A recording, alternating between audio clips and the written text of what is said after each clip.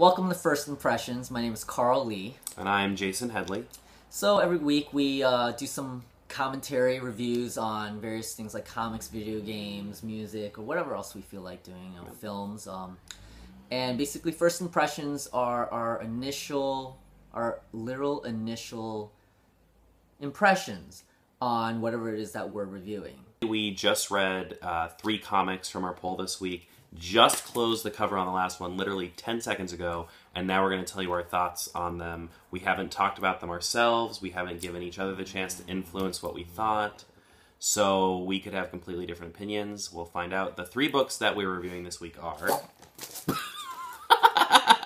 Sorry. That was awesome. We don't have special effects, so that was pretty special. Future's End, number 2, written by 5 different people, and the art was done by 6 different people. Jesus Marino. Yeah, Jesus Marino. Azarello, Griffin, Jurgens, and Lemire. And the next comic that we're reviewing is Justice League United, number 1, and Shudder, number 2. Let's start with Features End. And, alright, let's discuss the cover real quick. I like this cover a lot, actually. I like that there's a lot of things that are really subtle about it, so you kind of have to look closely to see what's going on. Like, there's a lot going on there. I like the idea of an arrow with the blood because of the cliffhanger from last issue. I mean, we should just say there's going to be spoilers in this video, so if you don't want spoilers, read the comics first, then watch this. But Green Arrow in the future, 5 years in the future, died in the last issue, and in this issue, we kind of see the fallout of that. But I liked the cover. What do you think? I didn't think too much about the cover, but then I liked it more as I looked at it. And when you look at the blood, you see the different characters. I actually like that part the most. Yeah. And I was like, oh, it's an arrow. And normally I don't like skulls on covers. Something about skulls. Unless, the Green Lantern, the Black Lantern stuff. With the art. The art in this issue, this is Jesus Marino. It looks fine. It's not the best, but it's not horrible either. I remember reading some issues of the last stuff I read of him was in like Superman or something like that a while back ago, and I was originally gonna say it was slightly inconsistent. Like I felt like the last 2 pages was like Mark Bagley. Is that how you say it? Oh, yeah. Yeah, Mark Bagley. Kind of made me think of him.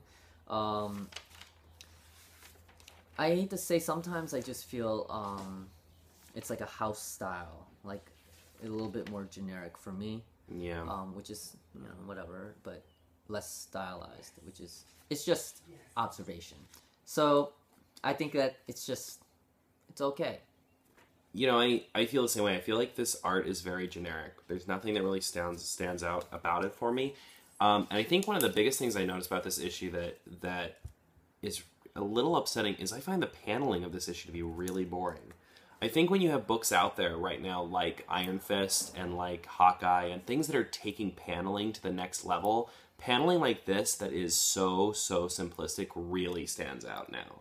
Because in the last 3 years, artists from Marvel and DC have really shown what you can do with awesome paneling. And this paneling is like the same 5 or 6 panels every page for me. Yeah, you're right. You're very right. And then the other problem I have with the art is there's some weird inconsistencies because Roy Harper is at the funeral. He's really upset, and so he calls out Firestorm. He's like, it's your fault, man. But there are weird scenarios where he'll go from being really angry, and then in the next panel he's smiling, kind of. Like he's like, oh, I'm getting the better of you. Like, I just don't see Roy Harper smiling at all at Green Arrow's funeral, So that was a little weird for me. It's a little inconsistent.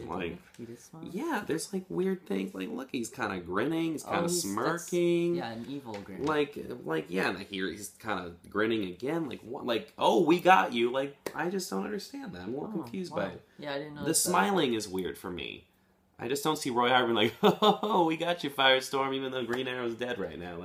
That just, I feel like, okay, can we get into story now? I guess, definitely, right? Definitely. I feel like Firestorm must have been a problem for quite a while now already. It's been 5 years in the future, and he's probably royally screwing up for quite a while. So this isn't new, right? Yeah. I don't know. Yeah, that's the thing, though. They really focus on Firestorm not getting there in time. Where was every other 1,000 billion superheroes? Like, they really kind of go at him like, it was your fault that you weren't there on time. It seems like a very trivial thing, considering there's like a bajillion superheroes in the DC universe. Surely there was someone else that got this call. In general, in the story, I felt like, I don't know if there was just lots of stuff going on. It was all over the place. It just felt there was like a lot going on. Yeah, like I don't know if there were just lots of different storylines or whatever, but things were confusing me and not in a good way. You know, sometimes there's a little mystery and I was fine with it, but I was like really confused with one or two little dialogue bubbles, and I was really confused about that scene with the FBI guy and the police precinct. Yeah, like, that was really I out actually of nowhere. reread a couple panels to be like, wait, what is going on here? So really out of left field. I don't know who he is, and I don't have to, but for some reason it made me really confused on what the heck that's all about. And I feel like because they planned this so far in advance, and it's supposed to be like, you know, a whole year, maybe 52 issues or whatever it is, that it's supposed to pay off eventually. Yeah. But it's a little frustrating. I did like that this issue had a kind of a more common thread that ran through it. I did appreciate that. Like, even though I was still confused by a lot of things, unlike the first issue of Future's End, this did have a common thread that kind of pulled it all together, which was the funeral. So, you know, if I'm going to complain last week that nothing pulled it together, I do have to commend this week that there was something that kind of kept it all together. And I liked the cliffhanger. I thought it was a good cliffhanger. It was simple. I liked seeing Lois Lane. I liked there being a little mystery at the end. I thought that was one of the better points of the issue, was that there was like a broken red arrow. Yeah. Spoiler! That was good. I liked the cliffhanger because it was not so drastic as last issue, but it was still like, ooh, I wonder what's going on there. A little quick observation about, I guess, art. I like the way Mr. Fantastic looks now in this future, as to previously, I guess. He normally has this, like, very 90s jacket, like he's a motorcycle jacket guy. And also there's this, Diggle. It was kind of cool to see him, because I'm not caught up on Green Arrow to really appreciate him. And also there's this mysterious black character. Yeah, who has confused as to American flag on his back. Apparently. Yeah. Who is he? We don't know. Rating?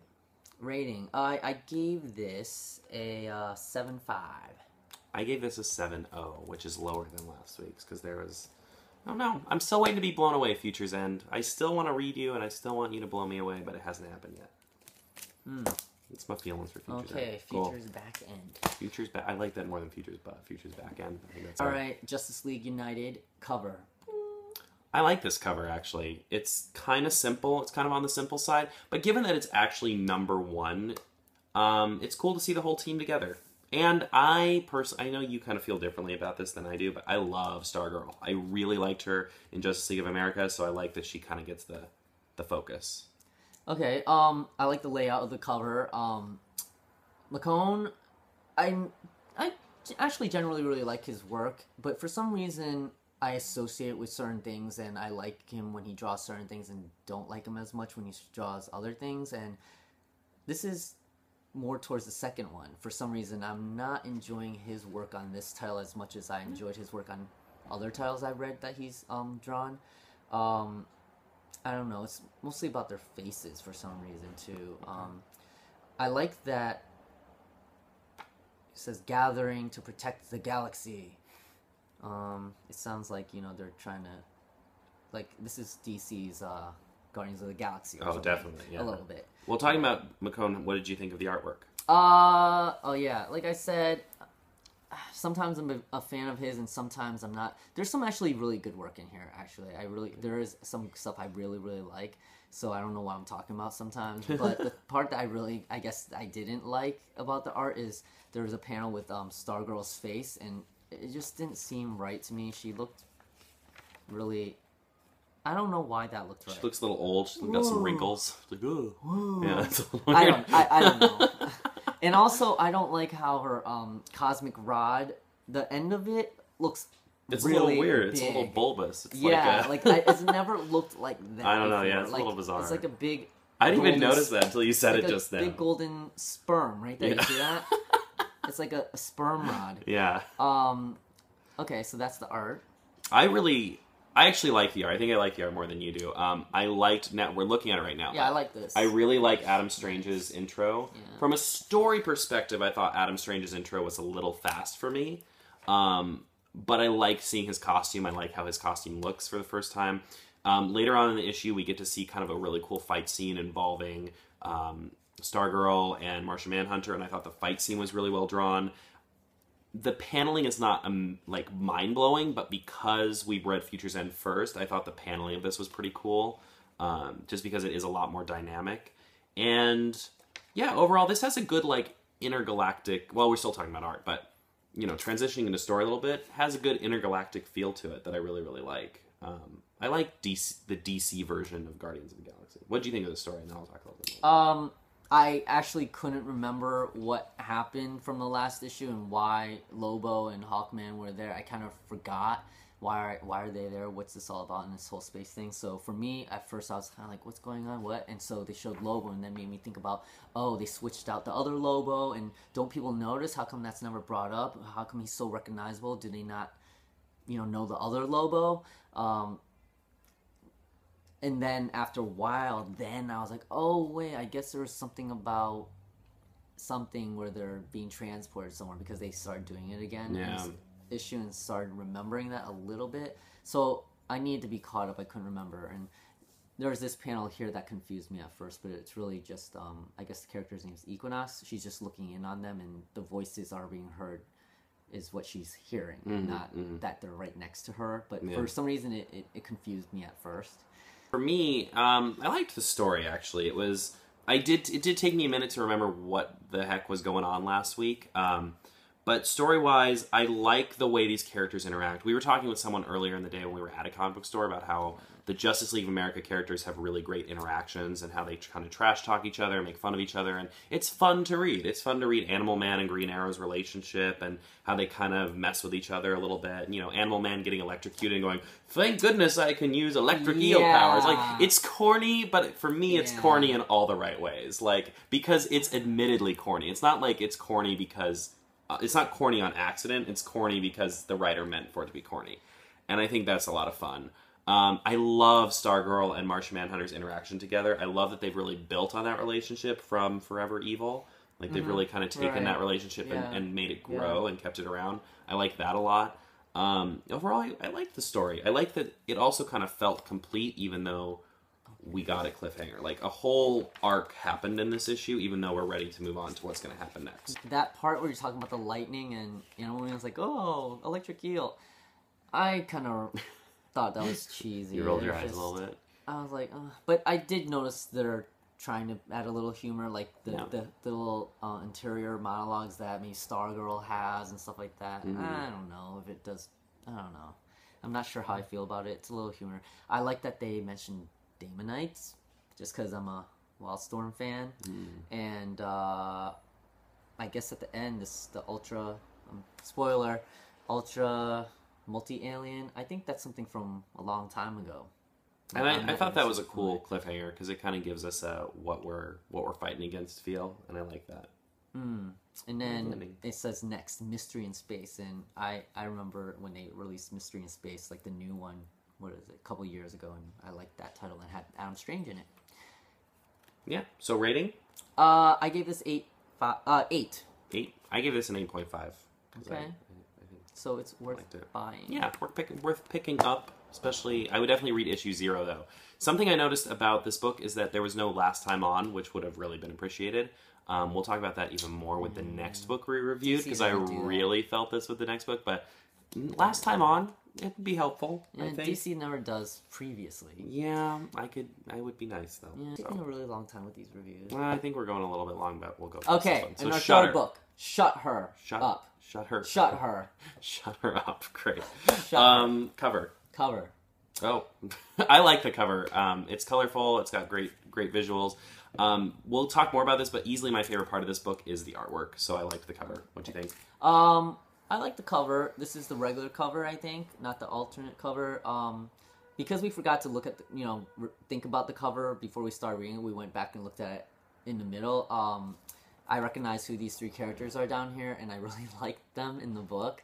And it kind of reminded me of I don't know, like this whole like the three witches, Oh, yeah, yeah. that kind of thing. They kind of repeated what each other had said and stuff like that, and they're like, little witches, and this could be like dark crystal or something. I don't know, and I thought it was very curious. She's inside this, magenta crystal. What do you think of the artwork? The art, I thought the art was good. There was nothing distracting about it that made me not like it. I think it's better than good. It's not okay. It's really good. Yeah. I mean, I already said it, but I really like the artwork. In fact, it's rare that I like the artwork of a book more than I like the writing. Because, coming from a more writing background, I usually go for the writing first and then fall in love with the art later. But the artwork of this book is so visually stunning. The only complaint I have, I hate the way he draws human faces. Hate it. It looks really sloppy to me. Everything else about the style in the world is awesome, but something about the human faces just looks really... They all look a little torn up. I don't know. Excuse me, I'm sorry. The way she draws human faces really bugs me, but everything else, I think, how she draws it is fantastic, and she has a really good scope of the world. What about the story? Story. Like the other books, they're a month apart, and I actually really kind of forgot. I really needed a last time on this one. I forgot how fantastical it was too. In her regular world is like a fairy tale. Yeah. And I was reading this, I was like, oh yeah, this is really like a fairy tale type of story. And I remember reading at the end of the first issue, that character, I was like, that's like the character from Wizard of Oz. And then reading this, it made me really think about Wizard of Oz even more. And all these different characters. I love how there's so many different, I don't know, genre characters that are running around this world, and it's so fantastical. Flying saucers, policemen from flying saucers, and talking mice and talking robot cats that make cookies or something. And so there's lots of fun, crazy, like there's, I don't know, what are these holographic ninjas? And then lions who are part of like a mob or something, and it's just I really liked the mob. There's just so much fantastical in here. That's lots and lots and lots and lots and lots of fun. And so there's lots and lots and lots of fun. There's a gorilla doctor. Like this is so much fun. Yeah. But I wasn't actually sure about whether or not I should buy this. So Jaysen bought this, and I have mine on hold to read first and determine if I wanted to buy it. Right. For me, as far as the writing goes, I agree. It's very fantastical. It's very fun. But it's almost so much that I have a hard time following what's going on. And especially since I didn't have a previously on. Normally, that's not a big deal for me. But in this book, I really could have used this is what happened last time. Especially since it's a new book. It's issue number 2. Like, I need a little bit of reminder. I worry that this is going to be a book that's similar to Saga for me. Where reading a single issue at a time, I don't get a lot out of, but then if I were to sit down and read like 6 issues at a time, I would be like, oh, this is so fantastic, because Saga, everybody loves. I stopped reading because reading it 1 issue at a time in between months was really confusing for me. But reading it, and that's kind of how this feels for me. Like, I'm concerned that reading this 1 month at a time without the help of like last time on Shudder, I might get really lost. I think while I was reading, I was really afraid of already being lost because there was so much. Yeah, there's just a lot going on. But when I look over again, I'm like, oh, there were just these couple beats. We didn't really miss too much, and there's these nice little flashbacks. It's fun though. It is really fun. Yeah. The writer Joe Keating, is that how you pronounce his name? I've liked a lot of his previous work. I believe he did Glory, right? Yeah. And he did this book called Hell Yeah, and I thought the concept in Hell Yeah was pretty cool. I didn't finish reading it, but the concept I thought was really, really cool. So I think he's someone to watch for. Yeah. Rating? I gave it... did I not...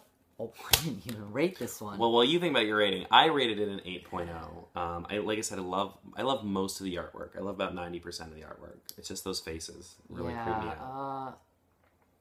I gotta say, just because of the crazy creativity in here, I'll give it a little bump. So I would give it an 8.5. 8.5. Let's see what we got this week. By the way, while he grabs those books, as far as these 3 books go, if you have any thoughts or feelings, or you think we're totally right or totally wrong, let us know in the comments down below.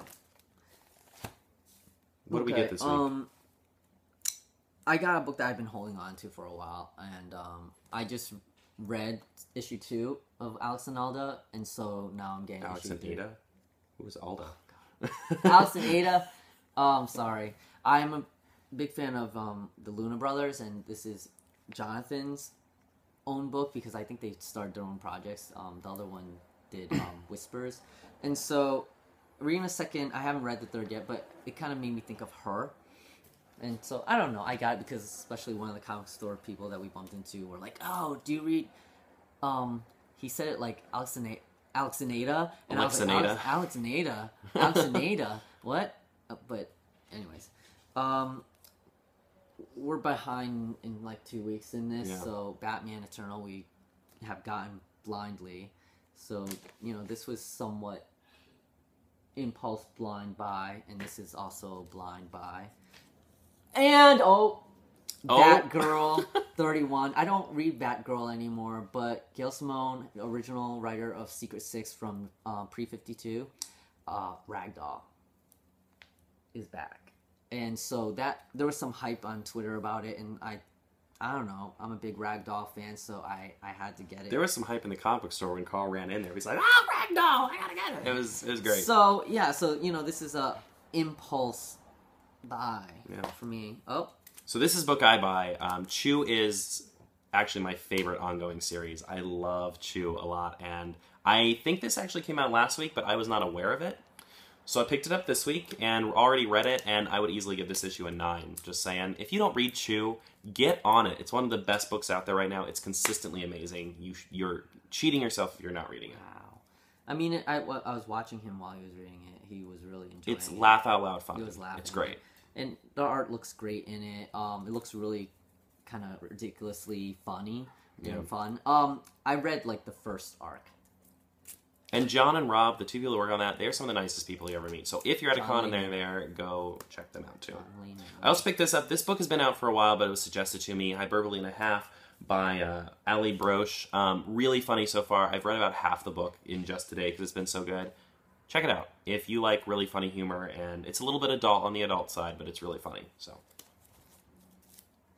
what is this? Oh, Lumberjanes. This is another book I got.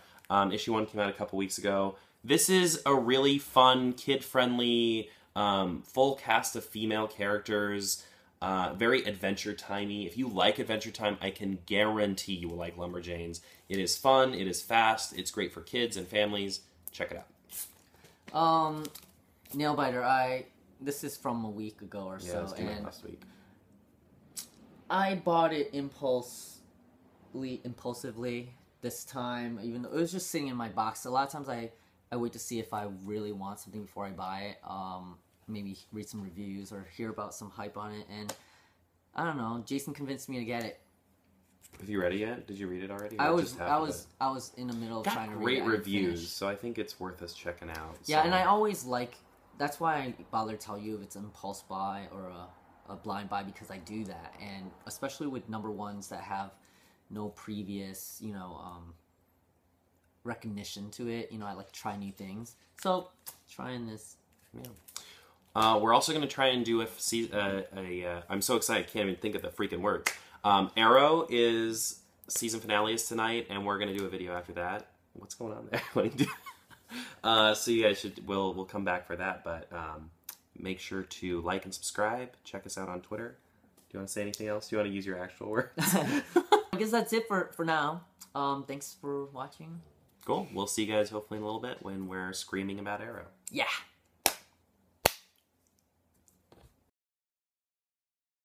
I'm sorry, comics are 20 pages. I don't know if you need this many writers. I just don't know. They're looking to the whole story. I don't know. So like 52 comics or something. 52 people are writing this comic. All right. Kind of sort of like number 2 since there was a number 0, but number 1. Faster. Wait.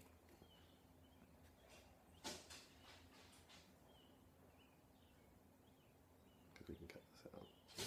But I don't know. From where do I continue? Well, I'll start. Should I just say that it's okay? Yeah.